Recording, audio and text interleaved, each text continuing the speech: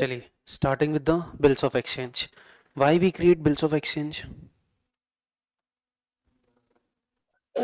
Sir मैं bills of exchange क्यों बनाता हूँ? ये मेरे को एक ये डॉक्यूमेंट बनाने की जरूरत ही क्यों पड़ती है? बोलो सर। यहाँ और पे क्या क्रेडिट हो? ट्रांजैक्शन।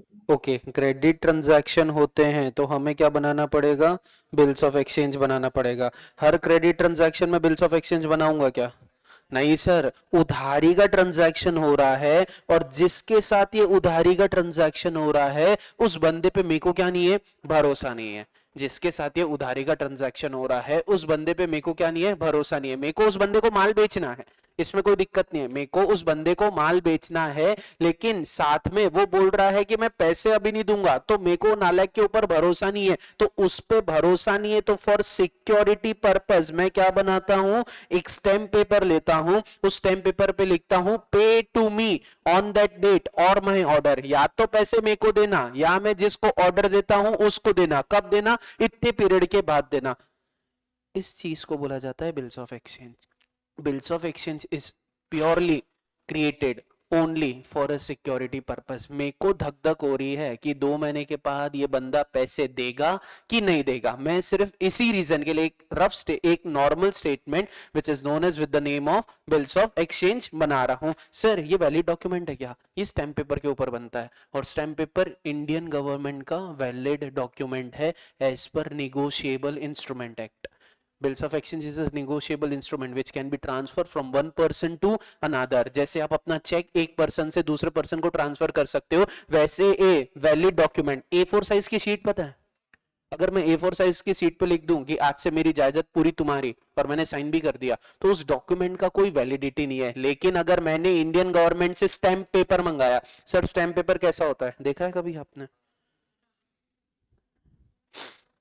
ये ऐसा कुछ आपका स्टैम्प पेपर होता है। ये स्टैम्प पेपर के नीचे अगर कुछ भी लिखा हुआ है कि pay to me on that date or my order, यानी फॉर एग्जांपल मैंने नींद में तुमसे क्या करा, ये स्टैम्प पेपर पे लिखा जितनी तेरी जायदाद सारी मेरी, और तूने एक्सेप्ट कर लिया, तो आप इसको चैलेंज नहीं कर सकते हो। It is a valid document by the Indian government. तो अगर इस पे कुछ भी लिखा है तो आप इसे कोर्ट में लेके जा सकते हो, उसके ऊपर सामने वाले पे केस कर सकते हो अगर सामने वाली पार्टी ने परफॉर्म नहीं किया है तो it is a valid document. ये जो स्टैम्प पेपर है ये वैलिड डॉक्यूमेंट है। तो इसी वैलिड डॉक्यूमेंट पे हम क्या बनाते हैं सर? बिल्स ऑफ एक्सचेंज बनाते हैं। Bills of exchange is purely created only for a credit sale of goods, क्योंकि मेरे को जिसको मैं क्रेडिट में माल बेच रहा हूं उस बंदे पे क्या नहीं है? भरोसा नहीं है। फॉर एग्जाम्पल मेरे पापा का शुगर का बिजनेस है। हाँ जाओ जाओ जाओ जाओ। मेरे पापा का किसका बिजनेस है? शुगर का बिजनेस है। नालायक गेट बंद कर। मेरे पापा का किस आ रहे हैं क्या? फिर ठीक है। मेरे पापा का शुगर का बिजनेस है, ठीक है। मेरे पापा को 10 साल हो गए चीनी के बिजनेस में, तो मेरे पापा के 5-6 सप्लायर तो होंगे। 10 साल हो गए बापू को काम करते हुए, तो 5-6 सप्लायर तो होंगे। तो यहाँ पे मेरे पास पापा के पास 5-6 सप्लायर है। पापा इनसे माल खरीदते हैं, लेकिन ये नालायक तो बिल्स ऑफ एक्सचेंज साइन नहीं करवाते हैं। क्यों सर? आपके पापा को काम करते हुए कितना साल हो गए सर? 10 साल हो गए। 10 साल में उनने 5-6 ऐसे सप्लायर जोड़ लिए हैं जो उन पे क्या कर सकते हैं? ट्रस्ट कर सकते हैं। किसी के पापा यहाँ बिजनेसमैन है? ओके हाँ सर, किस चीज का बिजनेस है? ग्राउंड मूंगफली तेल निकालने का काम करते तुम तो? Okay yes madam. मशीनरीज का बिजनेस है, वेल डन। ये देखो इलेक्ट्रॉनिक्स से मैं लिंक कर सकता हूँ क्योंकि पहले मेरे पापा इलेक्ट्रॉनिक्स में थे, इलेक्ट्रॉनिक्स का बिजनेस था। तो मशीनरी के बिजनेस में होता कैसा है ना, there is a credit period. For example अगर इनके पापा ने अपने सप्लायर से 10 मशीन खरीदी, तो उनका सप्लायर तुरंत ऐसा नहीं बोलता कि भैया मेरे को आज के आज ही पेमेंट चाहिए। वो क्या बोलता? भैया एक 30 दिन का आपको मैंने क्रेडिट पीरियड दिया, एक 45 दिन का मैंने आपको क्रेडिट पीरियड दिया। What is mean by credit period? भैया मेरे को आप पे भरोसा है, आप मेरे से मशीन लेके जाओ, पैसे कब देना? 30 दिन के बाद देना, क्योंकि अमाउंट बहुत ज्यादा है। पैसे कब देना? 30 दिन के बाद देना। पैसे कब देना? 45 डेज के बाद देना। और अगर उसने अभी तुरंत पैसे दिए तो आप क्या दोगे उसको? कौन सा डिस्काउंट? कैश डिस्काउंट की ट्रेड डिस्काउंट? कैश डिस्काउंट, क्योंकि पेमेंट क्या हो रहा है? अर्ली हो रहा है। तो आप क्या इसे दोगे? कैश डिस्काउंट दोगे। तो नॉर्मली क्रेडिट पीरियड, नॉर्मल जो बिजनेस रहते हैं उसमें क्रेडिट पीरियड दिया जाता है कि इतने दिन के लिए मैं तुम पे ट्रस्ट कर सकता हूं, इसके पहले कृपया करके पेमेंट कर देना। तो फॉर एग्जांपल मेरे पापा का चीनी का बिजनेस है, अब मैं बोला टीचिंग इंडस्ट्री में पैसे तो है नहीं, मैं बोला अपन भी बापू के साथ चीनी का बिजनेस चालू करते, तो मैंने अलग से चीनी का बिजनेस चालू किया, बापू से अलग चीनी का बिजनेस चालू किया। मेरे को 5 लाख रुपए की चीनी होना, लेकिन मेरे पास अभी पैसे नहीं है, लेकिन मेरे को चीनी चाहिए। मैं गया मार्केट में, मैंने 5-6 जनों को पूछा, सारे नालायक बोलते भैया अभी पैसे दो तो देंगे, नहीं तो नहीं देंगे। एक जन मिला, उसने मेरे को बोला भैया 5 लाख का माल देता, लेकिन इसकी क्या गारंटी है कि आप 2 महीने के बाद 5 लाख रुपए दे दोगे। मैंने उसको सीधा बोल दिया कि भाई अभी तू मेरे को 5 लाख की चीनी दे दे, मैं 2 महीने के बाद तेरे को कितने रुपए दे दूंगा, 5 लाख दे दूंगा। वो नालायक बोलता भैया मेरे को तुम पे भरोसा नहीं है, तुम मेरी 5 लाख की चीनी लेके भाग गए तो मैं क्या करूंगा। इसकी वजह से इंडियन मार्केट नीचे जा रहा था, क्योंकि कोई किसी पे भरोसा नहीं कर पा रहा था। तो इसलिए इंडियन गवर्नमेंट ने एक वैलिड डॉक्यूमेंट लेके आया जिसका नाम है bills of exchange, which is created on the stamp paper. ये स्टैम्प पेपर आपका कुछ इस तरह दिखता है। ये स्टैम्प पेपर के नीचे लिखा हुआ रहता है कि ये बंदे से इतने दिन के बाद इतने रुपए लेने हैं, जो कि वो मेरे को देगा या मेरे ऑर्डर पे किसी और को देगा। अगर मैं ऑर्डर करता हूं कि भैया ये पैसे किसी और को दो, तो किसी और को देगा। अगर मैं ऑर्डर नहीं करता हूं तो ये पैसे वो किसको देगा, मेरे को देगा। तो bills of exchange purely picture में इसलिए आ रहा है ड्यू टू सिक्योरिटी पर्पस, क्योंकि मेरी क्या हो रही है, धक धक हो रही है कि सामने वाला पैसे देगा कि नहीं देगा। तो only for security purpose we create a bills of exchange. Bills of exchange 3 type के बनते हैं। ये तो ट्रेड बिल है, किसके अगेंस्ट बना, क्योंकि आपने ट्रेड किया है उसके अगेंस्ट बना। एक अकोमोडेशन बिल आता है जब आपको पैसे की जरूरत पड़ती है, ट्रेड नहीं कर रहे हो, आपको पैसे की जरूरत है, लेकिन बैंक आपको लोन नहीं देना चाहता क्योंकि आपके पास कोई सिक्योरिटी नहीं है। बैंक आपको लोन नहीं देना चाहता क्योंकि आपके पास कोई सिक्योरिटी नहीं है। फिर हम बिल्स ऑफ एक्सचेंज की मदद लेते हैं, थोड़े दिन के बाद आपको पढ़ाया जाएगा। एक होता है फॉरेन बिल, जहां पे अभी तो ट्रांजैक्शन इंडिया टू इंडिया हो रहा है, फिर ट्रांजैक्शन होता है इंडिया टू फॉरेन, तो वो फॉरेन बिल आता है। तो there are 3 types of bill, trade bill, accommodation bill and foreign bill. अभी हम कौन से इस पे, सर ट्रेड बिल पे है। तो ट्रेड बिल में सबसे पहले एंट्री किसकी होगी, ट्रेड बिल में सबसे पहले एंट्री किसकी होगी, पहले तो बताओ बिल्स ऑफ एक्सचेंज में कितनी पार्टीज होती है। Very good, 3 party. Bills of exchange में कितनी पार्टी होती है, 3 पार्टी होती है। सर कौन कौन सी होती है, सर पहला होता है ड्रॉवर, सर दूसरा होता है ड्रॉई, और तीसरा होता है पेई। सर पहला होता है ड्रॉवर, दूसरा होता है ड्रॉई, तीसरा होता है पेई। पेई should be drawer,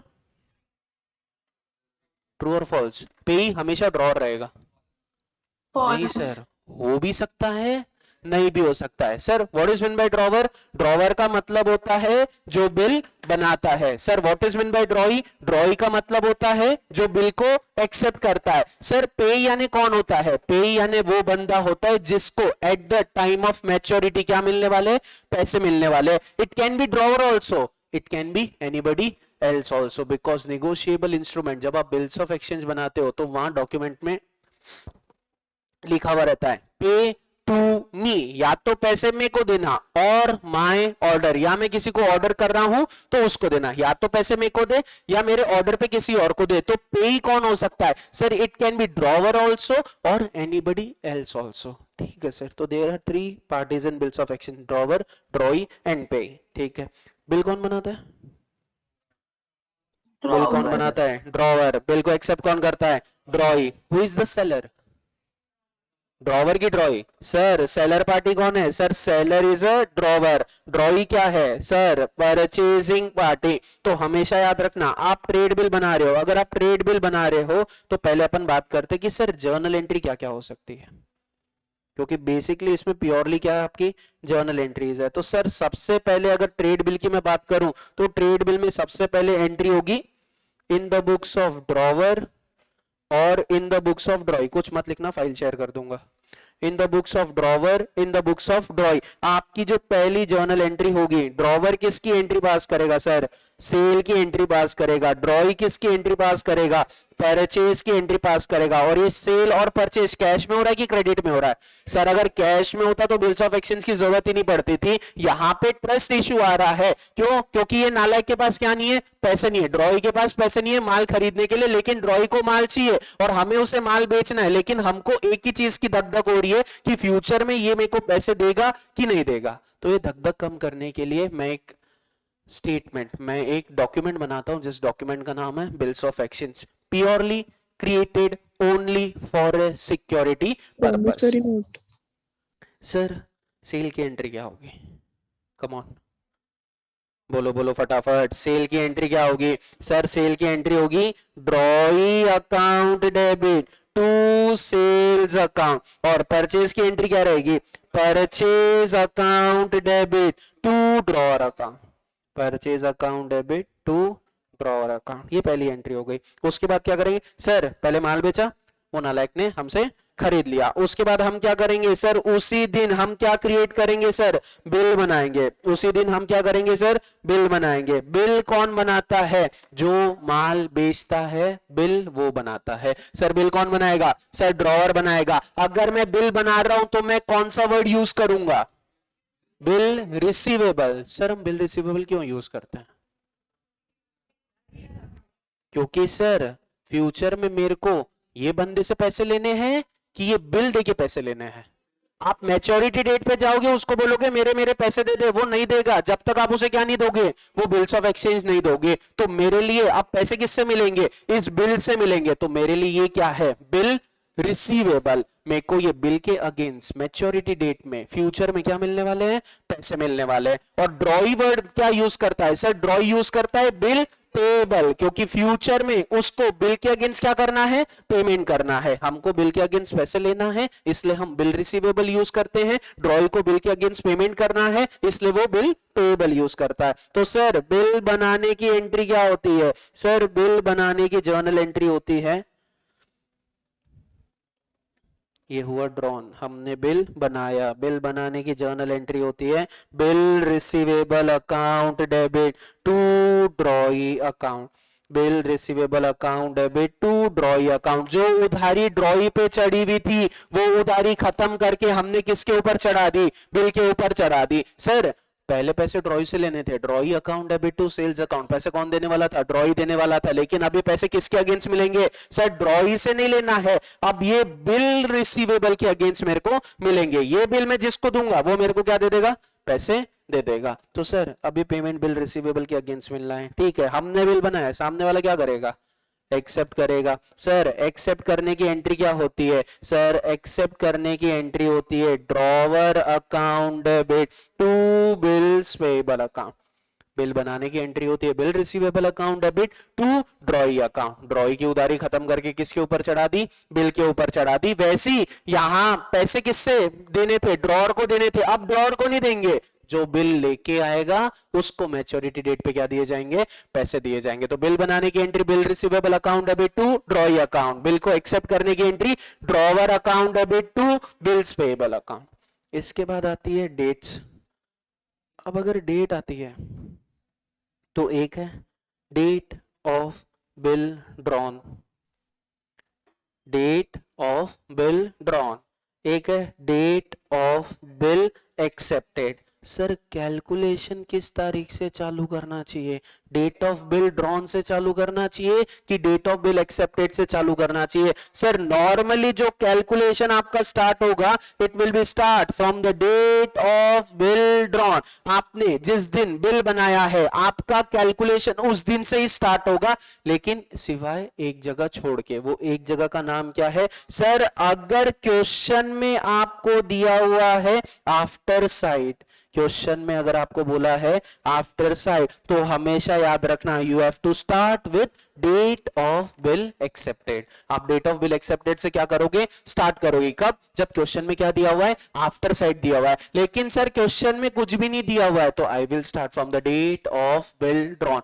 after sight दिया है तो डेट ऑफ बिल एक्सेप्टेड, नहीं तो कैलकुलेशन हमेशा किससे स्टार्ट होगा? डेट ऑफ बिल ड्रॉन से स्टार्ट होगा। Sir date of bill drawn से स्टार्ट हुआ, ठीक है सर।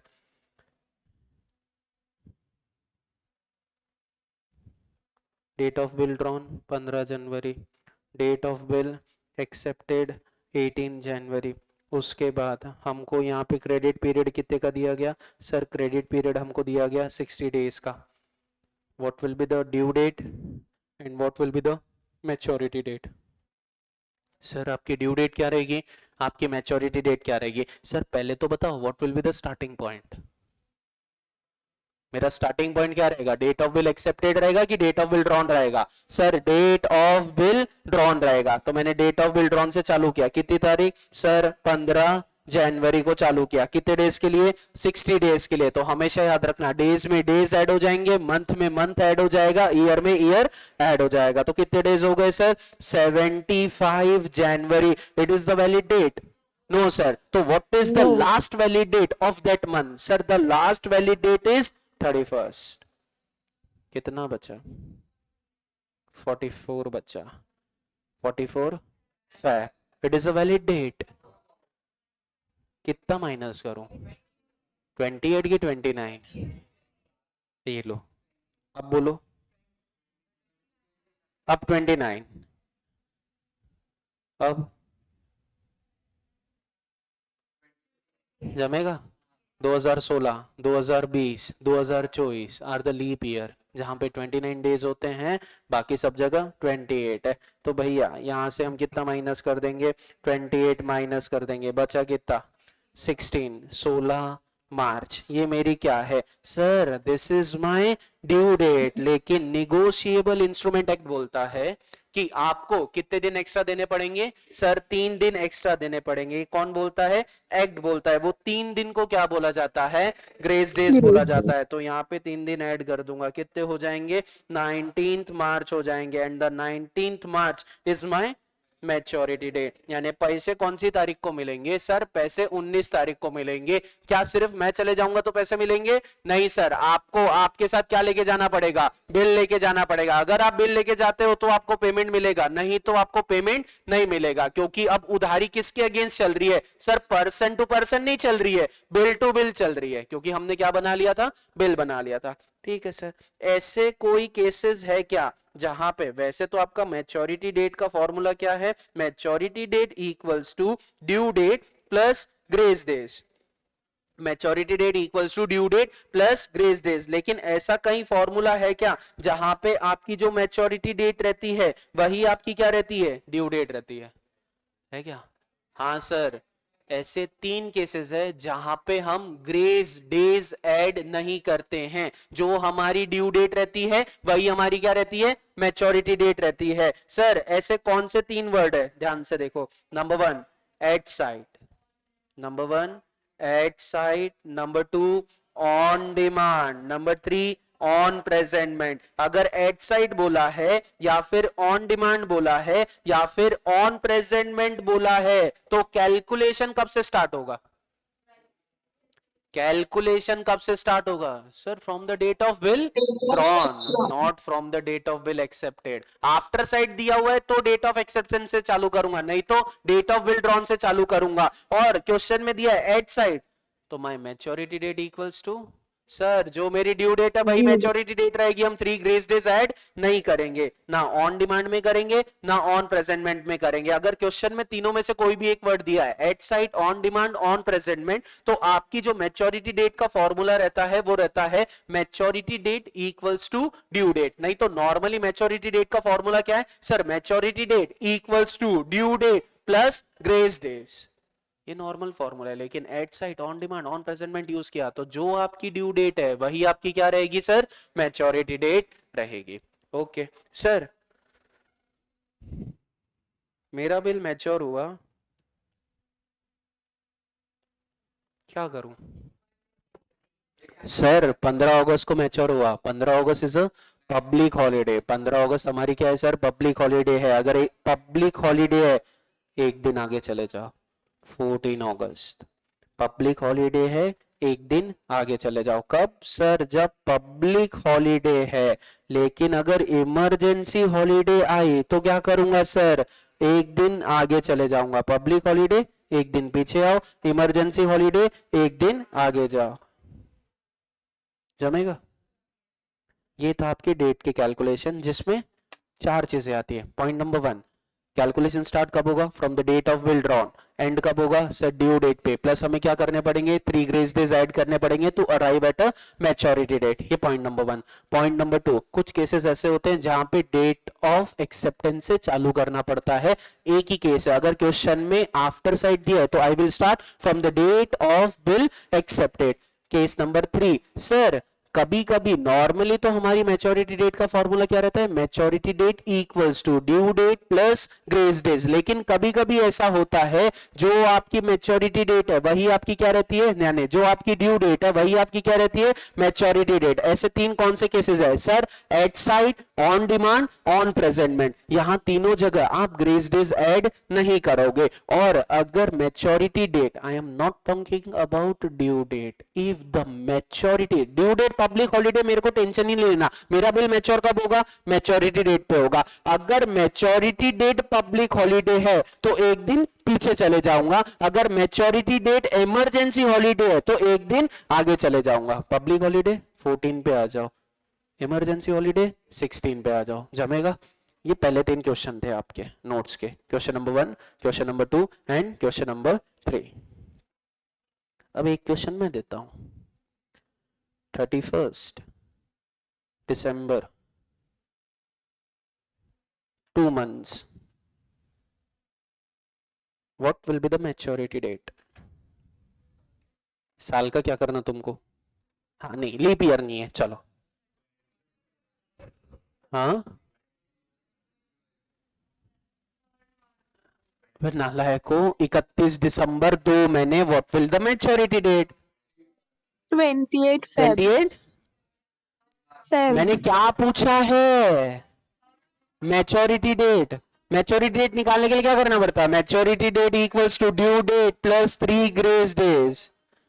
सर 31 दिसंबर, 3 March. सर 31 दिसंबर है ना, तो सर यहाँ पे 2 महीने, तो 2 महीने क्या हो गए सर, ऐड हो जा रहे यार, 2 महीने क्या हो जाएंगे, ऐड हो जाएंगे, तो ये कितना आना चाहिए, 38 फेब आना चाहिए। Sir it is a valid date, no sir, तो हम यहाँ से कितना माइनस कर देंगे सर, 28 माइनस कर देंगे, बचे कितने सर, 3 बचे, तो 3 मार्च मेरी क्या आई, ड्यू डेट आई, प्लस 3 ग्रेस डेज और करूंगा तो 6 मार्च मेरी क्या आई। ऐसे करेंगे क्या, नहीं No, उसने sir. क्या बोला है, मंथ्स बोला है, उसने डेज नहीं बोला है। तो सर जनवरी पूरा, फरवरी पूरा, और फेब की जो लास्ट डेट है वो हमारी क्या हो जाएगी, ड्यू डेट हो जाएगी। फेब की लास्ट डेट क्या है सर, सर फेब की लास्ट डेट है 28 फेब, ये हमारी क्या हो जाएगी सर, ड्यू डेट हो जाएगी, प्लस क्या कर देंगे 3 डेज, तो इट विल बी 3rd, जमेगा। ओके, तो ये हमारा sir calculation, college lecture send करोगे ना? हाँ हाँ। नेक्स्ट ये हमारा नॉर्मल डेट का कैलकुलेशन, इसमें किसी को कोई डाउट है, question number 1 2 3, all of you clear with this. Next, coming to the next part, sir अब मैंने बिल बना लिया, बिल बना लिया तो बिल क्या हो जाएगा, मैच्योर हो जाएगा। कितने पीरियड के बाद, जो भी क्रेडिट पीरियड है उसमें 3 दिन ऐड करने के बाद मैच्योरिटी डेट आएगी, उस दिन मेरा बिल क्या हो जाएगा, मैच्योर हो जाएगा। बिल किसके पास है, कम ऑन, बिल किसके पास है, मेरे पास। पैसे मिलेंगे भी किसको, सर बिल मेरे पास है, पैसे लेने जाएगा भी कौन, मैं जाऊंगा, पैसे मिलेंगे भी किसको, मेरे को मिलेंगे, तो मैच्योरिटी पे एंट्री भी कौन पास करेगा सर, मैं पास करूंगा। प्लीज रजिस्टर बंद कर दो, बहुत कंफ्यूजन होगा, रजिस्टर बंद कर दो, तुम्हारे दिमाग में फिट हो जाएगा। दे भाऊ, दादा बंद कर दे, बंद कर दे, कोई काम का नहीं है वो। सर रिकॉर्डेड लेक्चर भेजोगे ना? हाँ भेजूंगा बेटा, काहे टेंशन ले रहे हो, बस आप फॉलो सब्सक्राइब और शेयर कर देना, मंडल आपसे आभारी है। हाँ सर। नेक्स्ट, हाँ कमेंट भी कर सकते हो, कोई दिक्कत नहीं है, करो तुम्हारे तेरे कमेंट, बताता फिर मैं। चलिए नेक्स्ट, ये बिल ड्रॉन, ये बिल एक्सेप्टेड, अब बिल क्या हो जाएगा सर, मैच्योर हो जाएगा। तो eight the time of maturity पैसे किसको मिलेंगे, हमको मिलेंगे, पैसे देगा कौन, ड्रॉ ही देगा। सर एंट्री क्या हो जाएगी, सर यहाँ पे पैसे मिल रहे हैं और हमारे पास से क्या जा रहा है, बिल जा रहा है, यहाँ पे ये क्या कर रहा है सर, बिल के अगेंस्ट क्या कर रहा है, पेमेंट कर रहा है। तो मैच्योरिटी डेट के दिन पेमेंट की एंट्री हो जाएगी cash account debit to bill receivable account, and यहाँ पे bill payable account debit to cash account. ये क्या था sir, this is known as retain the bill. Retain the bill यानी सर बिल किसके पास है, पूरे टाइम तक मेरे पास ही है। मैं कहां गया सर, मैं किसी के पास नहीं गया, मैं जब बिल बनाया था तब से बिल अपने पास ही रखा, और मैच्योरिटी पे पैसे लेने भी कौन गया, मैं ही गया। तो एंट्री भी किसने पास की, मैंने पास की। वैसा इसको तो कोई फर्क ही नहीं पड़ता है, तुम बिल रिटेन करो, डिस्काउंट करो, एंडोर्स करो कि बिल सेंड फॉर कलेक्शन करो। ये नालायक बोलता है मैं बिल बनाने एक्सेप्ट करने की एंट्री पास करूंगा, और एंड में या तो मैच्योर हुआ तो मैच्योरिटी की एंट्री पास करूंगा, डिसऑनर हुआ तो डिसऑनर की एंट्री पास करूंगा, उसके अलावा मैं किसी और चीज की एंट्री पास नहीं करूंगा। राइट किसके पास है,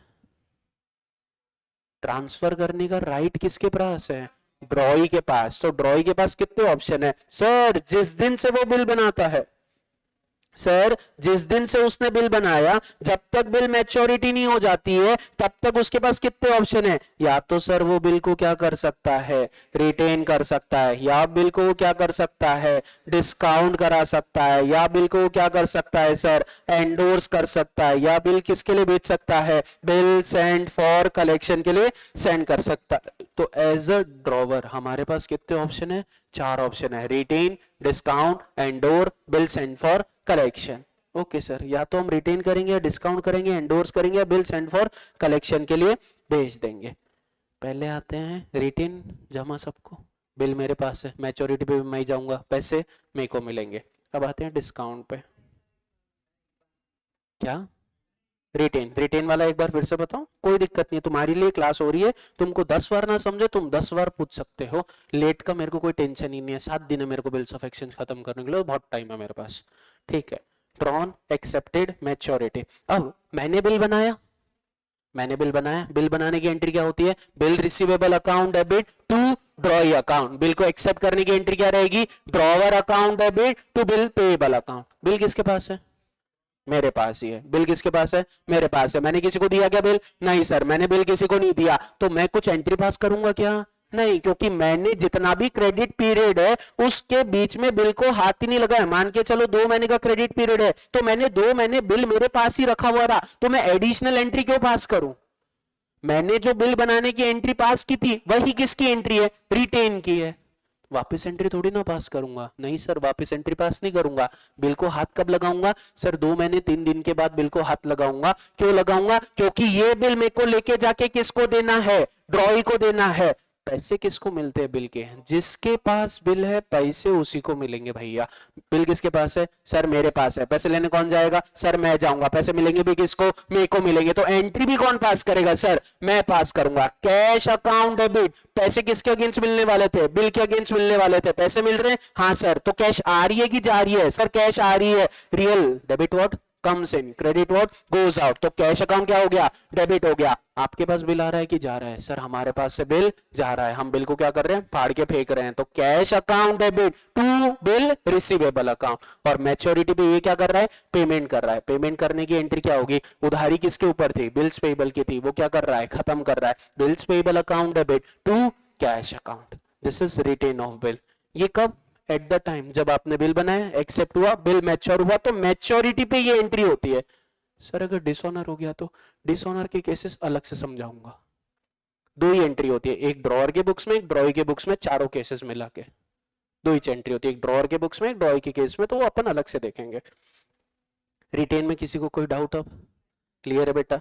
अब ये याद रखना, बिल बना हुआ है, ये बिल आपका बना हुआ है, यानी ये सब कुछ भी नहीं हुआ, ये सब कुछ भी नहीं हुआ, आपका बिल बना हुआ है, आपका बिल बना हुआ है। बिल खत्म होने को कितना टाइम है सर, 3 महीने। बिल खत्म होने को 2 महीने बचे हुए हैं, तो मेरे पास क्या क्या ऑप्शन है, मैं बिल को क्या कर सकता हूं, रिटेन कर सकता हूं, यानी अपने पास ही रख सकता हूं। मैं बिल को क्या कर सकता हूं सर, डिस्काउंट करा सकता हूं, लेकिन मेरे को बिल को डिस्काउंट कराना ही क्यों पड़ रहा है, व्हाट इज द रीजन, यानी पैसे चाहिए, ड्रॉई से मांग लो, चोरी दे सकता, फोन करके पूछे तुमने उसको, गजब हो यार, तुमने फोन करके पूछे क्या ड्रॉई को, नहीं पूछे ना। तुमको थोड़ी ना पता है पैसे की जरूरत कब पड़ेगी, तुमको 1 महीने के बाद पैसे की जरूरत हुई, ड्रॉई के पास पैसे आ गए, तुमको कैसे पता, फोन किया तुमने, नहीं सर हमने ड्रॉई को फोन लगाया सर।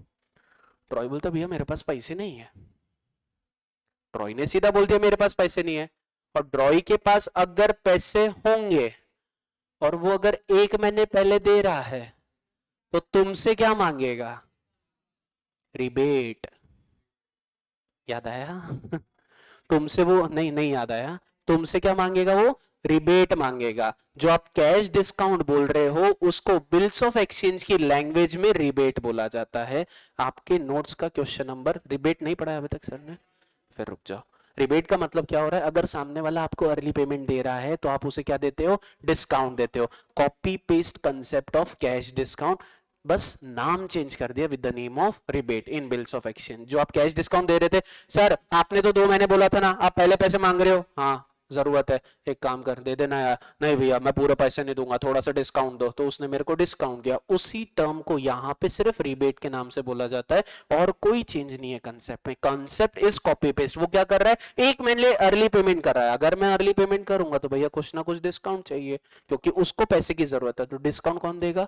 ड्रॉवर ही देगा। अब मैंने ड्रॉई को फोन लगाया, नालायक पैसे देना। बोला भैया 1 महीना का टाइम है। मैं बोला भाई दे दे पैसे, मैं डिस्काउंट दे देता। भैया मेरे पास पैसे नहीं है, 1 महीने के बाद मिलेंगे। 1 महीने 3 दिन के बाद आपको पेमेंट मिल जाएगा। मेरे को पैसे की जरूरत थी तो मेरे को याद आया, आई am the privilege customer of my bank. मैं बोला भाई ये बिल किसे बेचा जाए?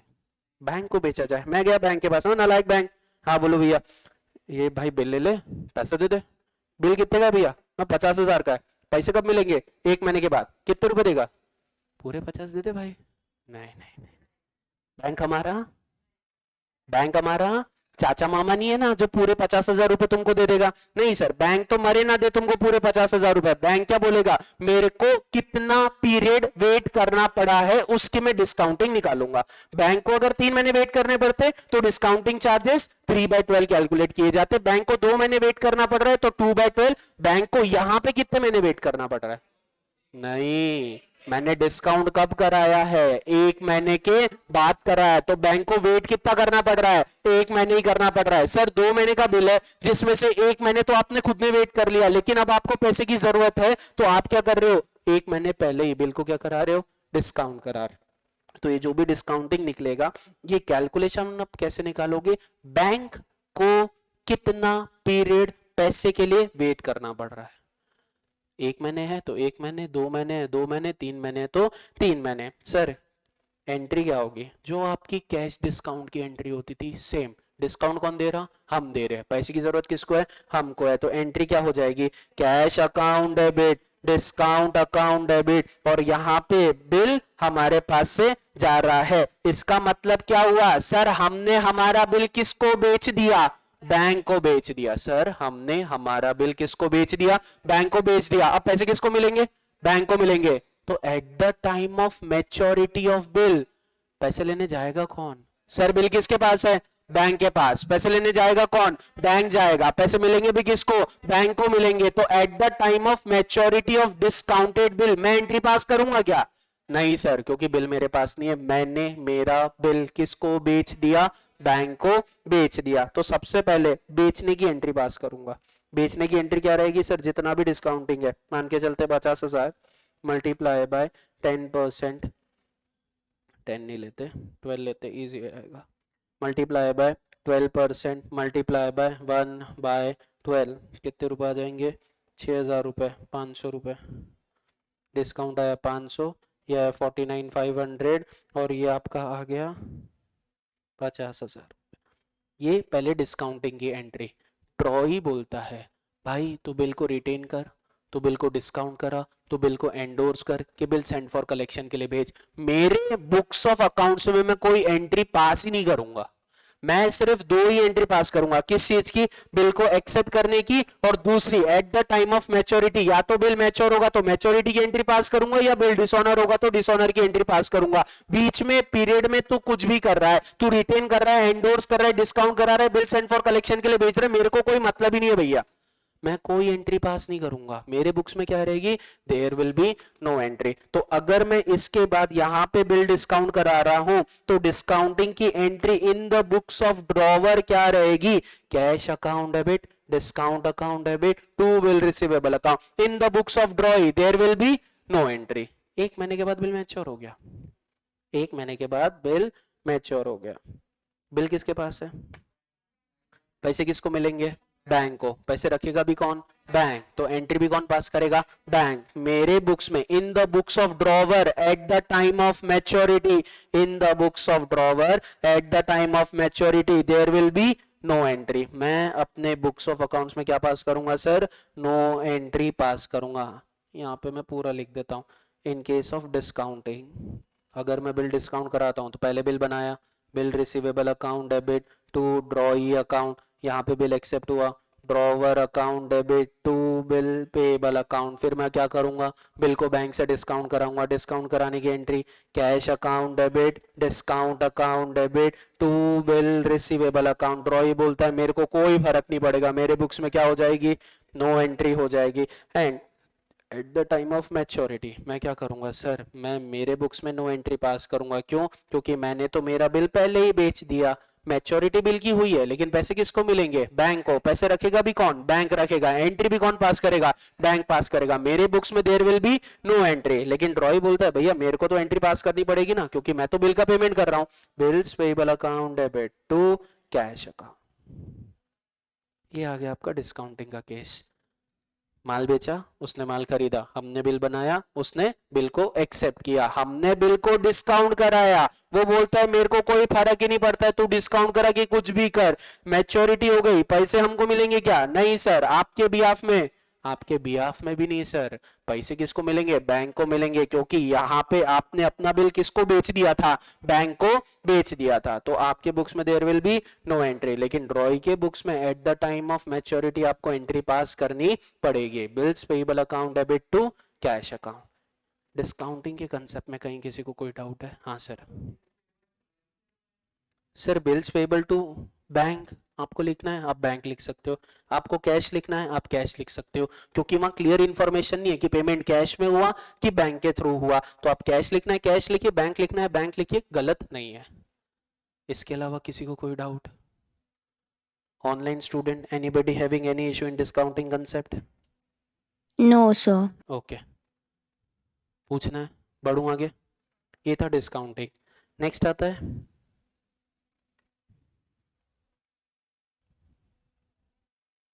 एंडोर्स, यानी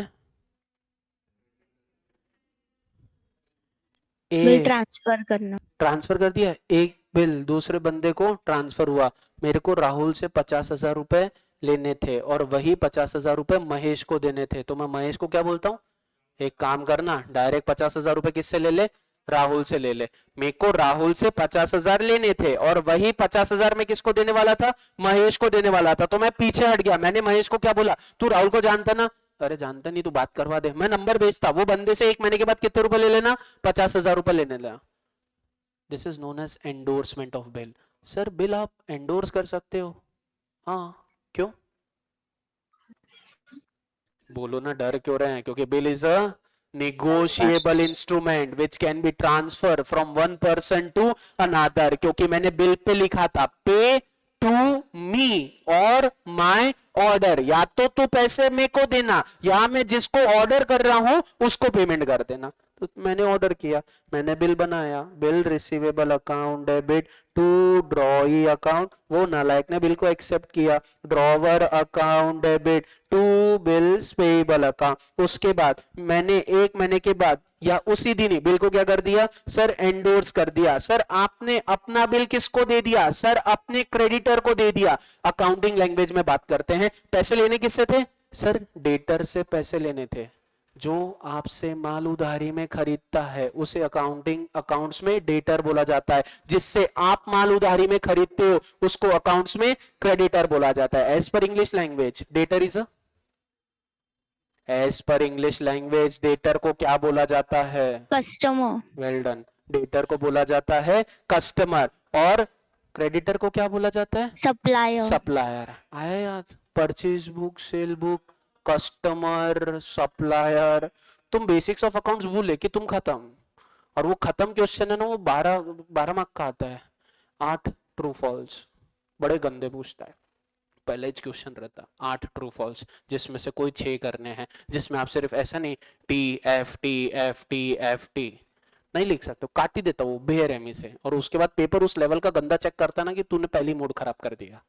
you have to write true false with reason. सही तो सही क्यों है, सही क्यों है, उसमें वो सेंटेंस मत लिख देना जो क्वेश्चन में लिखा हुआ है, वो सेंटेंस को एक्सप्लेन करना, व्हाई इट इज करेक्ट। नहीं वो लिख दिए, that's why it is a true. Welcome to next attempt. Bill receivable account debit to drawee account, drawer account debit to bills payable account. अब मैं मेरा बिल क्या कर रहा हूं सर, एंडोर्स कर रहा हूं। किसको एंडोर्स कर रहा हूं सर, मेरे क्रेडिटर को दे रहा हूं। अगर आप अपना बिल क्रेडिटर को दे रहे हैं तो creditor is a receiver, creditor account debit, और आपके पास से बिल जा रहा है to bill receivable account. Bill endorse करने की एंट्री होती है creditor account debit to bill receivable account, और in the books of drawee there will be no entry. क्या हमने हमारा बिल बेच दिया, क्या हमने हमारा बिल बेच दिया? हाँ सर हमने हमारा बिल बेच दिया। सर लेकिन पैसे तो मिले नहीं। जरूरी नहीं है हर सेल में कैश मिलेगी। आपको 50,000 किससे लेने थे, डेटर से लेने थे, वही 50,000 किसको देने थे, क्रेडिटर को देने थे। आपके पास नेट अमाउंट क्या बचा, जीरो।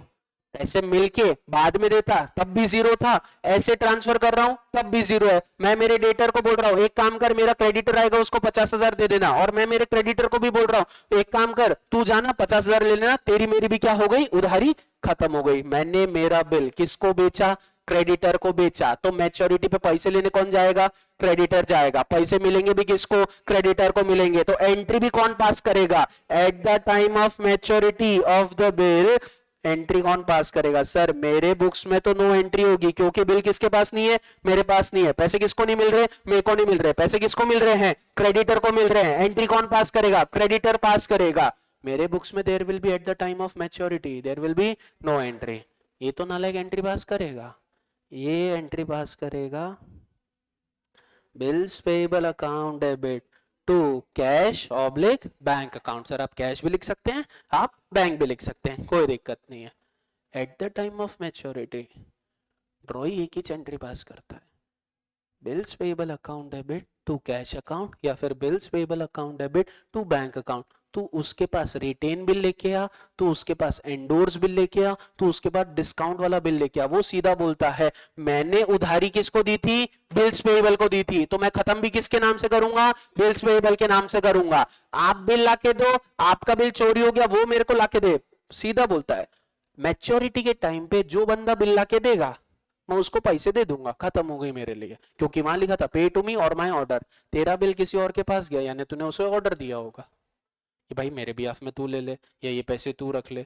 जो बिल लेके आएगा पेमेंट उसको मिलेगा। सर ऐसे फ्रॉड हो गया तो अपन एक्ट नहीं पढ़ रहे, एक्ट आप इंटरमीडिएट में पढ़ोगे।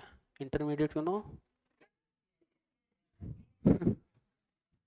ट्रेन पता है, ट्रेन पहले जनरल, जनरल आगे 2 डब्बे रहते हैं पीछे 2 डब्बे रहते, फिर आता स्लीपर, फिर आता एसी, उसमें भी टीयर होता है, वो टायर नहीं होता है।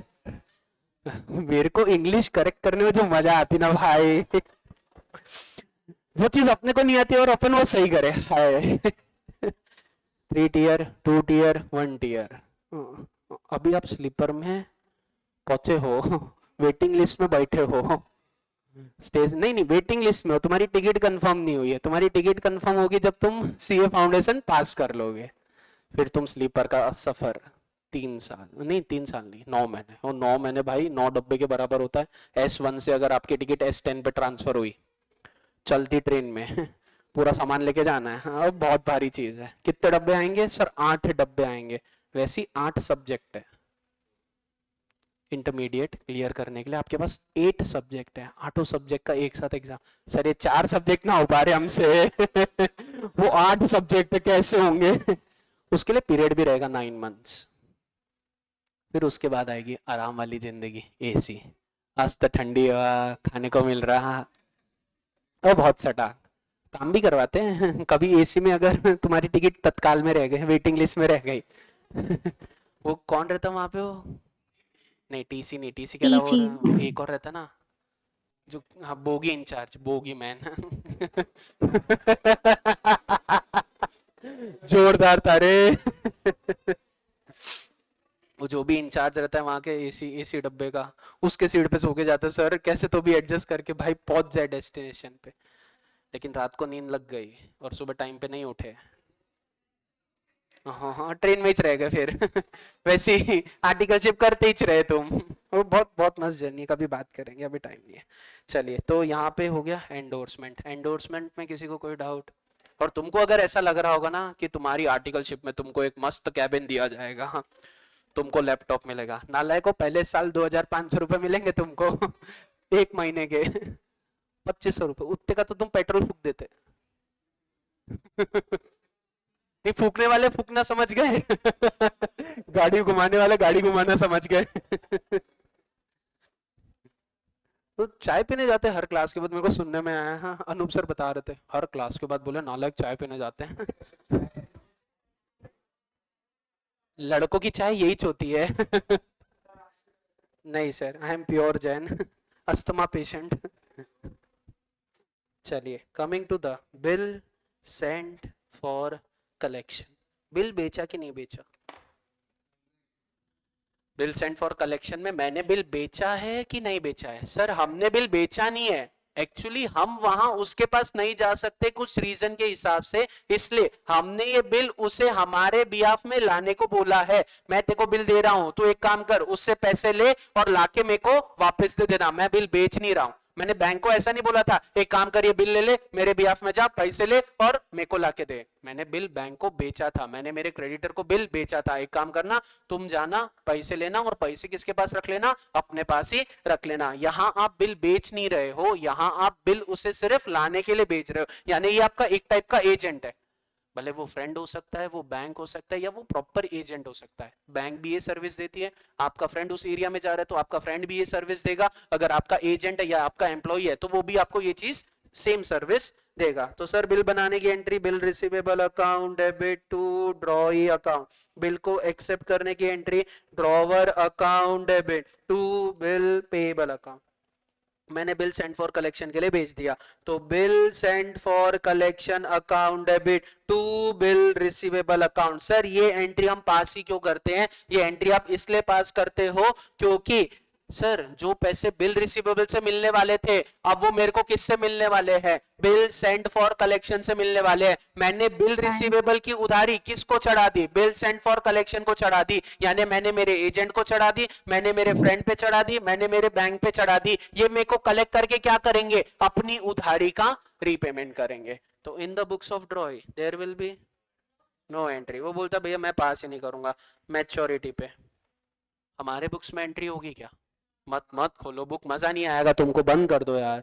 हमारे बुक्स में एंट्री होगी क्या? हाँ सर No. एंट्री होगी। क्यों? क्योंकि सर जिस नाम से आपने उधारी चढ़ाई थी वो उधारी का आप क्या हो जाएगा? रीपेमेंट हो जाएगा। तो आपकी एंट्री हो जाएगी cash account debit to bill send for collection account, और इसके बुक्स में bills payable account debit to cash account. अगर आप अच्छे से देखोगे तो आपकी एंट्री बन रही है cash account debit to bill receivable account.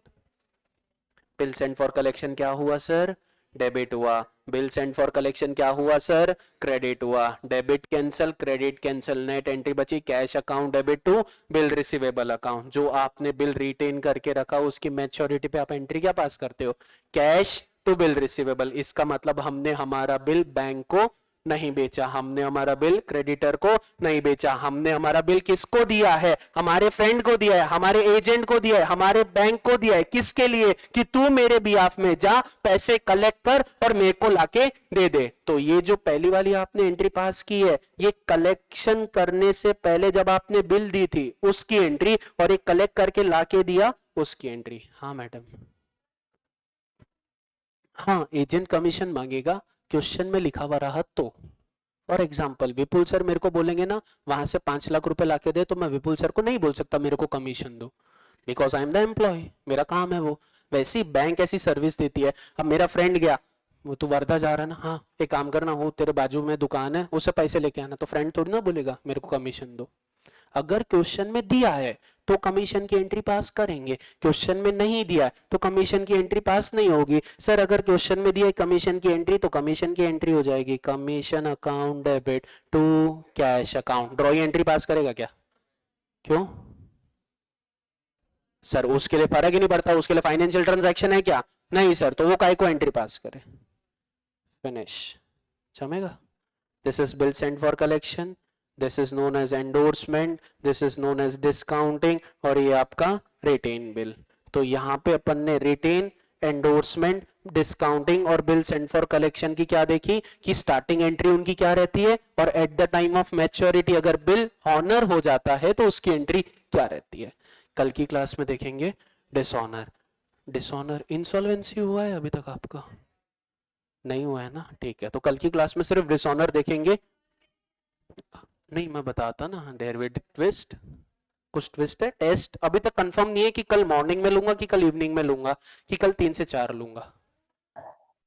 Sir evening में ले लेना। हाँ, कल टेस्ट तो लूंगा ये पक्का है, लेकिन कब लूंगा ये पक्का नहीं है, आपको इन्फॉर्म कर दिया जाएगा। इसका रिकॉर्डेड लेक्चर शेयर कर दूंगा बेटा, कोई मना नहीं है।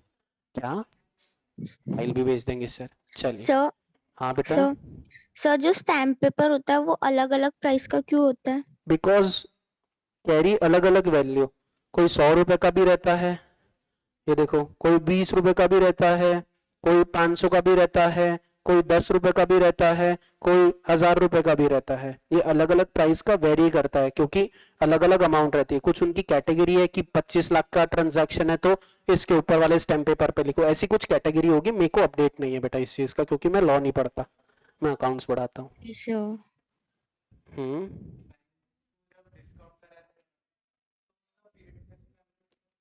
बैंक को डिस्काउंट कराते हैं, उसका पीरियड कैसे कैलकुलेट करते हैं? Nice question sir. आइए सर, हमने बिल बनाया 3 महीने का, ठीक है, ये 3 महीने यहाँ से चालू हो रहे हैं, यहाँ से खत्म। अगर मैं डिस्काउंट यहाँ करा लेता हूँ, बैंक को कितने पीरियड वेट करना पड़ रहा है? 3 महीने। परसेंटेज कितना लूँ? 10% ले लूँ, डिस्काउंटिंग के परसेंटेज 10%, बिल का अमाउंट 50,000। तो कैलकुलेशन क्या हो जाएगा sir? 50,000 multiply by 10% multiply by 3/12। मैंने 2 महीने के बाद बिल को डिस्काउंट कराया, बैंक को कितना पीरियड वेट करना पड़ रहा है? 1 महीना। तो पीरियड कितने का निकलेगा सर? ये 3/12 को काट के हम क्या लिख देंगे? 1/12। मैंने 1 महीने के बाद बिल डिस्काउंट कराया, बैंक को कितना पीरियड वेट करना पड़ रहा सर? 2 महीने वेट करने पड़ रहे। मैं इसको काट के क्या लिख दूंगा? 2/12। जमेगा सर? हाँ, परसेंटेज दिया हुआ रहेगा, परसेंटेज आपको क्वेश्चन में दिया हुआ रहेगा, आपको कुछ अज्यूम नहीं करना है। डिस्काउंटिंग के परसेंटेज क्वेश्चन में दिए हुए रहेंगे। चलिए, have a nice day, thank you so much, enjoy, bye bye. Sir assignment 6 में डाउट है, असाइनमेंट 6 में डाउट है बेटा, पर्सनली भेजते, ठीक है? तो ट्यूशन में आके पूछ लूंगा। हाँ ट्यूशन आऊंगा तो सब पूछ लूंगा हाँ वहाँ हाँ, पे। ठीक है ना बेटा।